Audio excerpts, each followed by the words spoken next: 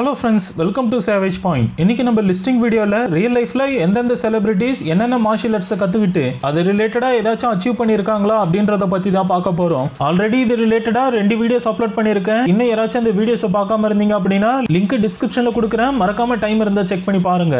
So பொதுவாக சில actors ஏதாச்சும் மார்ஷியல் ஆர்ட்ஸ் ரிலேட்டட் மூவிஸை நடிக்கிறதுன்னு வரும்போது அப்போதைக்கு மட்டும் மார்ஷியல் ஆர்ட்ஸை லேர்ன் பண்ணுவாங்க. ஃபார் எக்ஸாம்பிள், 7ஆம் அறிவு படத்துக்காக சூர்யா, பட்டாஸ் படத்துக்காக தனுஷ், இப்படி பல ஆக்டர்ஸ் கடுமையான வர்ம கலைகளை கத்திருப்பாங்க.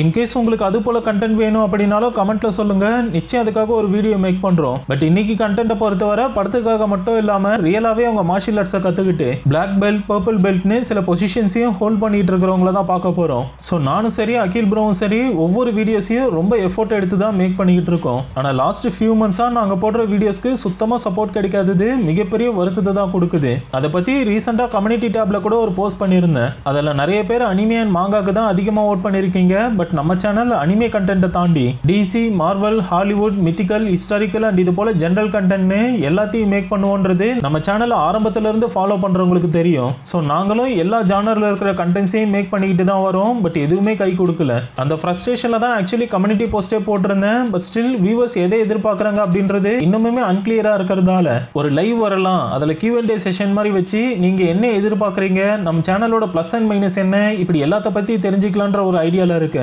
அதனால என்னைக்கு லைவ் வரலாம் அப்படின்றதையும் கமெண்ட்ல சொல்லுங்க. கூடி சீக்கிரம் அதுக்காக கம்யூனிட்டி டேப்ல ஒரு போஸ்ட் கிரியேட் பண்றேன். ஸோ இந்த வருஷம் ஆரம்பிச்சதுல இருந்தே நாங்க எதிர்பார்த்த மாதிரி இல்லாம எங்களுக்கு வெறும் கஷ்டங்கள் மட்டும்தான் கிடைச்சிக்கிட்டு இருக்கு. இருந்தாலும் பழையபடி நீங்க எல்லாரும் சப்போர்ட் பண்ணுவீங்க அப்படின்ற நம்பிக்கையில தான் தொடர்ந்து போஸ்ட் பண்ணிட்டு வரோம். தென் நம்மளோட இன்னொரு சேனலான மிஸ்டர் சாவேஜ் தமிழ். ஸோ அதில் நம்ம அகில் ப்ரோட நரேஷன்ல நிறைய அமேசிங்கான கண்டென்ட்ஸ் அப்லோட் பண்ணிட்டு வரோம். ஒருவேளை உங்களுக்கு ஸ்டோரி நரேஷன் கண்டென்ட்ஸ் பிடிக்கும் அப்படின்னா அந்த சேனலோட லிங்க் டிஸ்கிரிப்ஷன்ல கொடுக்குறேன். அப்புறம் டைம் இருந்தா மறக்காம செக் பண்ணி பார்த்து அதுக்கும் உங்களோட சப்போர்ட்டை கொடுங்க. சரி, போவாங்க, டைம் வேஸ்ட் பண்ணாம வீடியோக்குள்ள போகலாம்.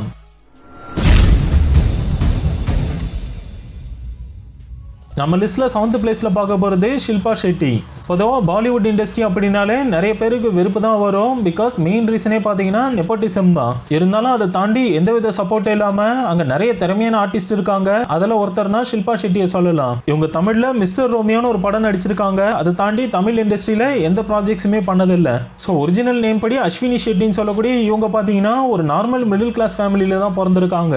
இவங்களோட அப்பா அம்மா 2 பேருமே ஒரு ஃபார்மசியூட்டிக்கல் இண்டஸ்ட்ரியில தான் வேலை பார்த்து இவங்களையும் உங்க சிஸ்டரையும் படிக்க வச்சிருக்காங்க. ஷில்பா தன்னோட ஹையர் செகண்டரி ஸ்டடீஸை ஸ்டார்ட் பண்ணும்போதே மாடலிங்ல இன்ட்ரெஸ்ட் இருந்ததால அது ரிலேட்டடா லிம்கா டிவி கமர்ஷியல்ஸ் அண்ட் மற்ற அட்வர்டைஸ்மெண்ட்ஸ்ல வேலை பார்த்துட்டு வந்திருக்காங்க. இவங்களோட அழகையும் திறமைகளையும் பார்த்த ஃபிலிம் ப்ரொடியூசர்ஸ் மூலமா 1992ல பட வாய்ப்பு கிடைக்க ஆரம்பிச்சு மிகப்பெரிய வெற்றி படங்களை கொடுத்துட்டு வந்திருக்காங்க. ஸோ ரொமான்ஸை தாண்டி நிறைய ஆக்ஷன் ஃபிலிம்ஸ்ல நடிக்க வேண்டி இருந்ததால தன்னோட பிசிக்கை அப்போத்துல இருந்தே மெயின்டைன் பண்ணிட்டு வந்திருக்காங்க. முக்கியமா மார்ஷியல் ஆர்ட்ஸ் கத்துக்கிறதுல பயங்கர ஆர்வம் ஏற்பட்டு கராத்தே அண்ட் டேக்வாண்டோ கத்துட்டு இருக்காங்க. அதில் கராத்தேல பாத்தீங்கன்னா பிளாக் பெல்ட்டையும் அச்சீவ் பண்ணியிருக்கிறதால டவுட்டே வேணா, ஷில்பா ஷெட்டி ஒரு திறமையான செலிபிரிட்டி லெவல் மார்ஷியல் ஆர்டிஸ்ட்னு தான் சொல்லணும்.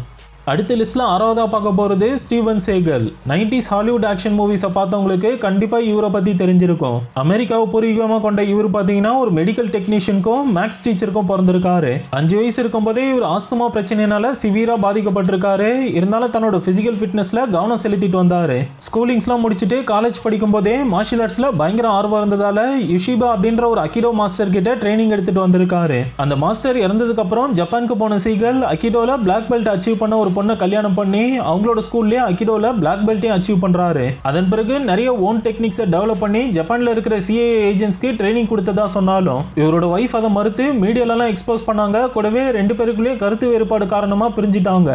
லேட்டரா தான் ஸ்டூடெண்டோட நியூ மெக்சிகோக்கு வந்த சேகல் அங்க தனக்குன்னு ஒரு டோஜோவே ஓபன் பண்ணாரு. பட் அதை சரியா ரன் பண்ண முடியாம திரும்ப யூஎஸ்க்கு வந்து இன்னொரு அகிடோ ஸ்கூலை ஓபன் பண்ணாங்க. அங்க ஓரளவு பிக்கப் ஆனதும் பேரலா பிரேசிலியன் மிக்ஸ்டு மார்ஷியல் ஆர்ட்ஸை கத்துக்கிட்டு அதை நிறைய பேருக்கு சொல்லிக் கொடுக்க ஆரம்பிச்சு சிலர் MMA சாம்பியனாவும் ஆக்கியிருக்காரு.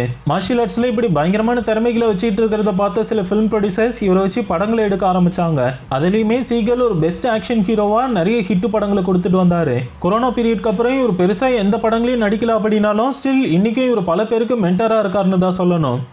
நம்ம லிஸ்ட்ல அடுத்து 5வதா பார்க்க போறது கேல் கடோட். இவங்கள பத்தி எந்த ஒரு இன்ட்ரோடக்ஷனுமே தேவையில்லை. ஏன்னா டிசி மூவிஸை பார்த்தவங்களுக்கு கண்டிப்பா இவங்கள பத்தி தெரிஞ்சிருக்கும். அதாவது ஒண்டர் உமன் ரோல்ல சும்மா மிரட்டி இருப்பாங்கன்னு தான் சொல்லணும். இஸ்ரேல் நாட்டை சேர்ந்த கேல் பாத்தீங்கன்னா ஒரு இன்ஜினியருக்கும் பிசிக்கல் எஜுகேஷன் டீச்சருக்கும் பிறந்திருக்காங்க. சின்ன வயசுல இருந்தே தன்னோட பேரண்ட்ஸை டிபெண்ட் பண்ணி இருக்க கூடாதுன்ற மனப்பான்மையை ஸ்ட்ராங்கா கொண்டு இருந்ததால ஸ்கூலிங் முடிச்சதுக்கு அப்புறம் ஹை ஸ்கூல் படிச்சிட்டு இருக்கும் போதே லோக்கல் பர்கர் கிங் ஷாப்ல வேலை பார்த்திருக்காங்க. ஆல்சோ பேபி சிட்டிங் ஒர்க்கிங் பண்ணிருக்காங்க. தன்னோட கிராண்ட்பா இம்ப்ரிசன்மெண்ட்டை கண்டு எப்பவுமே நாட்டுக்காக ஏதாவது பண்ணணும்னு சொல்லி 20 வயசு இருக்கும்போது இஸ்ரேல் டிஃபென்ஸ் ஃபோர்ஸஸ்ல காம்பேட் ஃபிட்னஸ் இன்ஸ்ட்ரக்டரா ஒர்க் பண்ணிருக்காங்க. ஆக்சுவலி அந்த நாட்டு ரூல்ஸ் படி கம்பல்சரி ஃபீமேல் சிட்டிசன்ஸ் 2 வருஷம் ஆர்மிக்காக சர்வ் பண்ணணும்ன்றதால இவங்களும் சர்வ் பண்ணிருக்காங்க. சொல்லப்போனா அந்த ஆர்மி சர்வீஸ் தான் இவங்களை மார்ஷியல் ஆர்ட்ஸை கத்துக்க வச்சிருக்குன்னு சொல்லணும். ஏன்னா கராத்தே அண்ட் கிராவ் மகா அப்படின்ற பயங்கரமான டிஃபென்சிவ் ஆர்ட்டை கத்துக்கிட்டு அது ரெண்டுத்திலுமே பிளாக் பெல்ட்டையும் அச்சீவ் பண்ணிருக்காங்க. மார்ஷியல் ஆர்ட்ஸ்ல இந்த அளவுக்கு ஒரு நாலேஜை கொண்டு இருந்ததால தான் Fast and Furious, Wonder Woman மாதிரி படங்கள்ல தன்னோட ஆக்ஷனை வெளிப்படுத்த முக்கிய ரோலை பிளே பண்ணிருக்கு. அதனால படங்கள்ல மட்டும் இல்ல ரியல் லைஃப்லயுமே கேல் கடோட் மார்ஷியல் ஆர்ட்ஸ்ல ஒரு வண்டர் உமன் தான் சொல்லணும். அடுத்த லிஸ்ட்ல 4வதா பார்க்க போறது ஜேசன் ஸ்டேத்தம். டிரான்ஸ்போர்ட்டர் ட்ரையாலஜியில் ஜேசனோட ஆக்ஷன் இவர் உலகம் முழுக்க எல்லாருக்கும் தெரியப்படுத்துச்சு. இவரோட ஃபேமிலி பேக்ரவுண்ட் ஃபினான்ஷியலி சொல்லிக்கிற அளவுக்கு பெருசா இல்லை. ஏன்னா இவங்க அப்பா தள்ளுவண்டி வியாபாரத்துல இருந்து வீடுகளுக்கு பெயிண்ட் அடிக்கிறது, கோல் மைனரா வேலை பார்க்கறதுன்னு பல கஷ்டமான வேலைகளை பார்த்து தான் குடும்பத்தை ரன் பண்ணிட்டு இருந்திருக்காரு. தான் அப்பாவை போல ஆகிடக்கூடாதுன்னு சொல்லி ஜேசன் பார்த்தீங்கன்னா இனிஷியலி மார்ஷியல் ஆர்ட்ஸை கற்றுக்க ஆரம்பிச்சு ஃபுட்பால், டைவிங், அத்லெட்டிக்ஸ்னு சொல்லிட்டு தன்னோட திறமைகளை பல ஸ்போர்ட்ஸ்ல நிரூபிச்சாரு. அது எல்லாத்துக்கும் முக்கிய ரீசனா அத்லெட்டிக்ஸ்ல என்டர் ஆகிறதுக்காக மார்ஷியல் ஆர்ட்ஸ்ல பயங்கரமா ட்ரைனிங் எடுக்க ஆரம்பிச்சாரு. எஸ்பெஷலி பிரேசிலியன் ஜிஜிட்சு, விங்சன், கிக் பாக்ஸிங், முயத்தாய், ஜூடோன்னு இப்படி பிசிக்கலி சேலஞ்சிங்கான மார்ஷியல் ஆர்ட்ஸ் எல்லாம் கத்துக்கிட்டதுக்கு அப்புறம் தான் அத்லெட்டிக்ஸ்ல சாதிச்சு மாடல் ஆகி அதன் பிறகு தான் படங்கள்ல நடிக்க ஆரம்பிச்சிருக்காரு. ஸோ மார்ஷியல் ஆர்ட்ஸ் அச்சீவ்மெண்ட் அப்படின்னு பார்க்கும்போது பிரேசிலியன் ஜிஜிட்சுல பர்பிள் பெல்ட் அச்சீவ் பண்ணி இருக்கிறதாலையும் ஆக்ஷன் ஹீரோஸ்லேயே 5க்கும் மேல மார்ஷியல் ஆர்ட்ஸை கத்து வச்சிருக்கிறதால கண்டிப்பா ஜேசன் ஸ்டேத்தமும் ஒரு பெஸ்ட் மார்ஷியல் ஆர்டிஸ்ட்ன்றதுல எந்த சந்தேகமும் கிடையாது. நம்ம லிஸ்ட்ல அடுத்ததா பார்க்க போறது தி அண்டர்டேக்கர். WWF, WWE எதா இருந்தாலும் சரி, ரெஸ்லிங் அப்படின்னாலே இவரோட பேரை தெரியாதவங்க நிச்சயம் இருக்கவே முடியாது.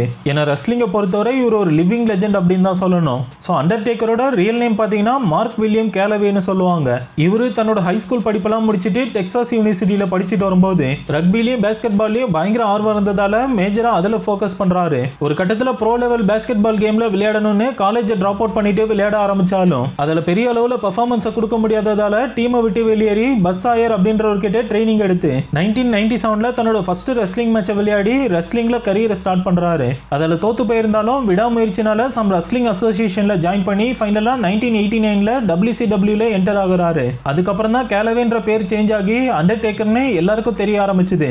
ஸோ ரெஸ்லிங்ல ஒரு பக்கம் சூப்பர் ஸ்டாரா இருந்துகிட்டு இருந்த சமயத்துல குறிப்பா 2004ல பாத்தீங்கன்னா மிக்ஸ்டு மார்ஷியல் ஆர்ட்ஸ்ல பயங்கர ஆர்வம் இருந்ததால MMA பிளஸ் பிரேசிலியன் ஜிஜிட்சுவையும் கத்துக்கிட்டாரு. அண்டர்டேக்கர் பிசிக்கலி ரொம்ப ஹைட்டாவும் ஸ்ட்ராங்காகவும் இருந்ததால பஞ்சிங் அண்ட் சோக் ஸ்லாமிங்கை தாண்டி இவரோட கிராப்லிங் மூவ்ஸ்க்கு ஆப்பனன்ஸால சுத்தமா தாக்கு பிடிக்க முடியல. ஸோ பிரேசிலியன் ஜிஜிட்சுல டாமினேட்டா இருந்ததால 2011ல பிளாக் பெல்ட்டை அச்சீவ் பண்றாரு. பேரலா ரெஸ்லிங்லுமே பல டைட்டில்ஸை வின் பண்ணிட்டு வந்ததால கண்டிப்பா இவருமே ஒரு பெஸ்ட் மார்ஷியல் ஆர்டிஸ்ட் அப்படின்றத சொல்லியே ஆகணும். லிஸ்ட்ல அடுத்து 2வதா பார்க்க போறது சாமோ ஹங். 70s 80s காலகட்டத்தில் வெளிவந்த சைனீஸ் மார்ஷியல் ஆர்ட்ஸ் மூவிஸை பார்த்தவங்களுக்கு கண்டிப்பா இவரை பத்தி தெரிஞ்சிருக்கும். ஸோ 1952ல பிறந்த சாமோ பார்த்தீங்கன்னா martial arts and cine industry family பேக்ரவுண்டை கொண்டு இருந்ததால ஆட்டோமேட்டிக்கா மார்ஷியல் ஆர்ட்ஸ் மேல இன்ட்ரெஸ்ட் வந்து அடிப்படை குங்ஃபுல இருந்து எல்லாத்தையும் கத்துக்கிட்டாரு. அதே சமயம் எப்படி நடிக்கணும் அப்படின்றதையும் கத்துக்கிட்டு வந்தாரு. அப்ப இவருக்கு 14 வயசு இருக்கும்போது ஒரு படத்துல டீனேஜ் ஸ்டண்ட்மேனா நடிக்க வாய்ப்பு கிடைச்சிருக்கு. அகாடமில இருந்து 16 வயசுல வெளியேறதுக்கு முன்னாடியே ஒரு இன்ஜுரி ஏற்பட்டு சஃபர் ஆகி ரெஸ்ட் எடுக்க வேண்டிய இருந்திருக்கு. சோ அப்பதான் இவர் ஓவர் வெயிட் போட்டு பலூன் மாதிரி குண்டாகிட்டு இருக்காருன்னு சொல்லணும். பட் அதெல்லாம் இவர் படம் நடிக்கிறதுல இருந்து நிறுத்த முடியல. ஏன்னா அதை தனக்கு சாதகமா பயன்படுத்திக்கிட்டு காமெடி கலந்த குங்ஃபு ஸ்டைல்ஸை வெளிப்படுத்தி தனக்குன்னு ஒரு ரசிகர் பட்டாளத்தையே உருவாக்கினாரு. என்னதான் இவர் அபிஷியலி எந்த ஒரு மார்ஷியல் ஆர்ட்ஸ் ஸ்போர்ட்ஸ்லயும் கலந்துக்கிட்டு டைட்டில்ஸை வின் பண்ணல அப்படின்னாலும் சின்ன வயசுல இருந்தே ஷாவ்லிங் குங்ஃபு அண்ட் உடாங் குவான் அப்படின்ற கலைகளை கத்து வச்சிருந்ததால மத்த மார்ஷியல் ஆர்டிஸ்டே டாமினேட் பண்ற அளவுக்கு திறமையானவரா இருந்தாரு. என்னதான் வயசு 71 ஆனாலும் அதை பெருசா பொருட்படுத்திக்காம இன்னைக்கும் எனர்ஜெட்டிக்கா மார்ஷியல் ஆர்ட் ரிலேட்டட் மூவிஸ்ல நடிச்சிட்டு தான் வராரு. ஸோ ஃபைனலாக நம்ம லிஸ்ட்டை முதல் இடத்த பிடிச்சிருக்கிறது சக் நோரிஸ். இவரோட ரியல் நேம் பார்த்தீங்கன்னா கார்லோஸ் ரே அப்படின்னு சொல்லுவாங்க. அமெரிக்காவை பூர்வீகமாக கொண்ட இவர் ரொம்பவே பின்தங்கிய குடும்பத்தில் தான் பிறந்திருக்காரு. அதாவது இவரோட அப்பா பார்த்தீங்கன்னா வேர்ல்டு வார் 2ல ஒரு ஆர்மி சோல்ஜராக இருந்தாலுமே லேட்டரா mechanic, bus driver, truck driver மாதிரியான வேலைகளை பார்த்துட்டு வந்திருக்காரு. ஆனாலும் அவர் ஒரு ஆல்கஹாலிக் அடிக்டடாக இருந்ததால குடும்பத்தை சரியாக ரன் பண்ண முடியாத நிலைமை இருந்திருக்கு. கஷ்டமான சூழ்நிலையில் வளர ஆரம்பித்த நோரிஸ் எப்படியோ ஸ்கூல் அண்ட் ஹை ஸ்கூல்ஸை கம்ப்ளீட் பண்ணதுக்கு அப்புறம் தன்னோட 18 வயசுல US ஏர்ஃபோர்ஸில் ஏர் போலீஸ் போலீஸ்மேனா வேலை பார்த்துட்டு வரும்போது கொரியாக்கு அனுப்பி வைக்கப்படுறாரு. அங்கதான் முதல்ல டாங்ஸிரோ அப்படின்ற கொரியன் மார்ஷியல் ஆர்ட்ஸை கத்துக்கிட்டு அதுல பிளாக் பெல்ட்டையும் அச்சீவ் பண்றாரு. லேட்டரா மார்ஷியல் ஆர்ட்ஸால பயங்கரமா ஈர்க்கப்பட்டதால நேட்டிவ்க்கு திரும்பினதும் மத்த கலைகளையும் கத்துக்கிறாரு. குறிப்பா கராத்தேல மாஸ்டர் ஆகி டோர்னமெண்ட் மேட்சஸ்ல பல டைட்டில்ஸை வின் பண்றாரு. அந்த டைம்ல ஏர்கிராஃப்ட் மேனுஃபேக்சரிங் கம்பெனில ஒர்க் பண்ணிக்கிட்டே சைட்ல கராத்தே சாம்பியன்ஷிப் டைட்டில்ஸையும் வின் பண்ணிட்டு வரும்போது ஒரு கட்டத்துல தனக்குன்னு ஓனா ஒரு கராத்தே ஸ்கூலை ஓபன் பண்ணி பல ஆக்ஷன் ஹீரோஸ்க்கு மார்ஷியல் ஆர்ட்ஸை ட்ரெயின் பண்ண ஆரம்பிச்சாரு. இவரோட மார்ஷியல் ஆர்ட்ஸ் ஸ்கில்ஸை பார்த்து இம்ப்ரெஸ் ஆன ப்ரூஸ் லீ இவர் கூட ஃப்ரெண்ட் ஆகி தன்னோட படத்துல நடிக்க சொல்லி இன்ட்ரோடியூஸ் பண்ணதுக்கு அப்புறம் ஃபுல் டைம் ஆக்டரா மாறினவர் லேட்டரா ஒரு மிகப்பெரிய ஆக்ஷன் ஸ்டாரா டிரான்ஸ்ஃபார்ம் ஆனாரு. ஸோ இவரை பொறுத்தவரை மூவி ஸ்டார் அப்படின்றதையும் தாண்டி உண்மையாவே ஒரு சிறந்த மார்ஷியல் ஆர்டிஸ்டா இருக்கிற காரணத்தினால தான் சக் நாரிஸ் நம்ம லிஸ்ட்டை முதலிடத்தை பிடிச்சிருக்காரு. ஓகே ஃப்ரெண்ட்ஸ், நம்ம வீடியோட எண்டுக்கு வந்துட்டோம். இந்த வீடியோ பிடிச்சிருந்தா லைக் ஷேர் கமெண்ட் பண்ணுங்க. இதே போல வேற ஏதாச்சும் டாபிக் உங்களுக்கு தோணுச்சுன்னா மறக்காம கீழே அதையும் கமெண்ட் பண்ணுங்க, நான் மேக் பண்றேன். ஸோ தொடர்ந்து நம்ம சேனலுக்கு சப்போர்ட் பண்ணுங்க, சப்ஸ்கிரைப் பண்ணி கூட பெல் ஐக்கானை கிளிக் பண்ணி வச்சுங்க. நாளைக்கு இன்னொரு வீடியோல சந்திக்கிறேன்.